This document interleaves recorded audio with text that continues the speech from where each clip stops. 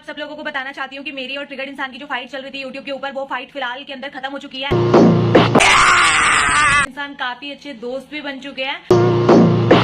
कुछ भी सो भाई ये मैं आ गई ट्रिगर्ड इंसान के पास। अब तो बना लूं ना मैं वीडियो ट्रिगर्ड इंसान। नहीं। तो हेलो गाइस, आज की वीडियो में हम बात करने वाले हैं पायल जोन के बारे में। पायल जोन मतलब एक अखंड बकचोद लड़की, और अब तो इस लड़की ने अपनी बकचोदी को एक नेक्स्ट लेवल पे पहुंचा दिया है। नहीं, पहले ये जिन बड़े यूट्यूबरों को मार देती थी, अब उनसे मिले उनके घर पे मुंह उठा के चली जाती है। आज फुकरा इंसान दरवाजा खोले यार प्लीज, उनसे मेरी अच्छी बनती है। हाँ भाई, फुकरा इंसान तो तेरा इंतजार कर रहा होगा कि कब पायल जोन आएगी, फिर मैं उसका वेलकम आरती से करूंगा। गाइज एंड बाहर में मेरे को यहाँ पे मिले हैं फुकरा इंसान एंड ट्रिगर्ड इंसान।